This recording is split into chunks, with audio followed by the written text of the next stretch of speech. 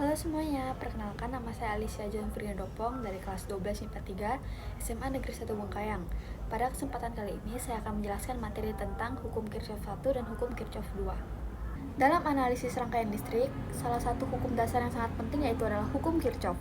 Hukum ini dapat membantu kita menentukan arus dan tegangan di setiap bagian rangkaian. Hukum Kirchhoff terbagi menjadi dua, yaitu hukum Kirchhoff 1 atau hukum arus dan hukum Kirchhoff 2 atau hukum tegangan. Pertama-tama kita akan membahas tentang hukum Kirchhoff 1. Hukum ini disebut juga sebagai Junction Rule atau hukum percabangan yang memenuhi kekekalan muatan, yang memiliki bunyi jumlah arus yang masuk ke sebuah titik sambungan dalam rangkaian listrik sama dengan jumlah arus yang keluar dari titik tersebut. Hukum ini biasanya digunakan dalam rangkaian yang multisimpel serta memiliki beberapa titik percabangan yang membagi arus listrik. Dalam keadaan yang konstan, tidak ditemukan adanya akumulasi muatan listrik di setiap titik yang ada di dalam rangkaian.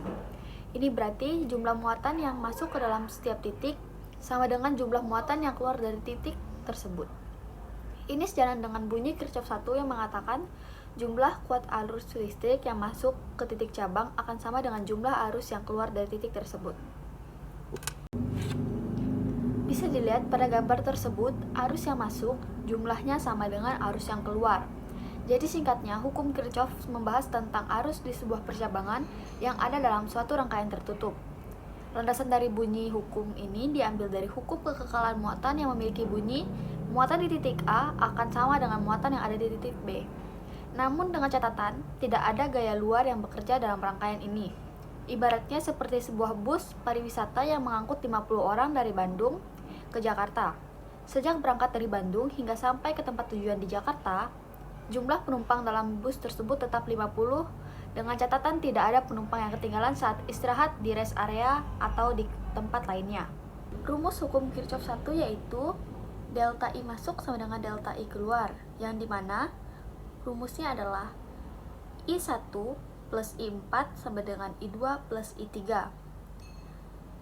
Delta I masuk sama dengan jumlah arus masuk atau satuannya disebut ampere. Delta I keluar sama dengan jumlah arus yang keluar, sama satuannya juga ampere. Baiklah, perhatikan contoh soal berikut ini. Di situ terdapat rangkaian sederhana yang bisa diketahui I1-nya sama dengan 20 ampere, I2-nya sama dengan 4 ampere, I4-nya sama dengan 8 ampere. Dikarenakan I1, 2, dan 4-nya ada, sedangkan I3-nya tidak diketahui, maka kita akan mencari I3. Cara penyelesaiannya, delta I masuk sama dengan delta I keluar. I1 sama dengan I2 ditambah I3 ditambah I4. Kita masukin angka-angkanya, 20 sama dengan 4 ditambah I3 yang masih dipertanyakan, ditambah 8. 20 sama dengan 12 ditambah 13. Kita pindahkan I3-nya. I3 sama dengan 20 dikurang 12. Jadi hasilnya adalah 8 ampere.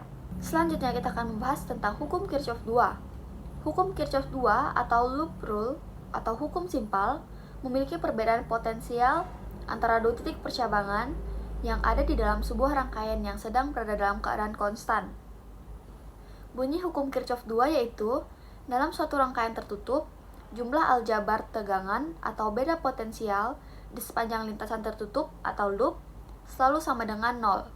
Biasanya hukum Kirchhoff ini membahas loop dalam sebuah rangkaian listrik. Tujuannya untuk mengukur berapa beda potensial tegangan di suatu rangkaian tidak mempunyai cabang.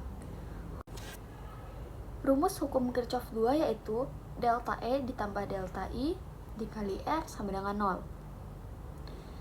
Dapat diketahui, delta E adalah jumlah aljabar gerak gaya listrik, delta I adalah jumlah penurunan tegangan, I adalah kuat arus, dan R adalah hambatan. Dapat dilihat pada gambar tersebut, ada pula aturan hukum Kirchhoff 2, yaitu pertama, untuk setiap lintasan tertutup, Grametz harus memiliki loop dengan arah tertentu. Kamu bebas menentukan arah loopnya, apakah mau searah jarum jam ataupun berlawanan. Namun lebih baik gunakan arah yang searah dengan arusnya. Kedua, jika arah loop yang ada di suatu cabang sama dengan arah arusnya, maka penurunan tegangan akan memiliki tanda positif. Jika arahnya berlawanan, maka tandanya akan menjadi negatif. Misalnya, arah loop dan arah itu searah dengan jarum jam, maka penurunan tegangannya menjadi positif. 3. Saat mengikuti arah loop, kutub sumber tegangan yang dijumpai pertama kali adalah kutub positif. Maka gerak gaya listrik jadi bertanda positif. Sedangkan jika yang dijumpai pertama kali adalah kutub negatif, maka gerak gaya listriknya menjadi negatif.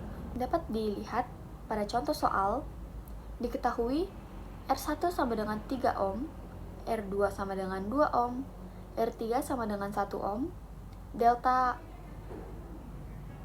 1 sama dengan 12 volt, delta 2 sama dengan 24 volt.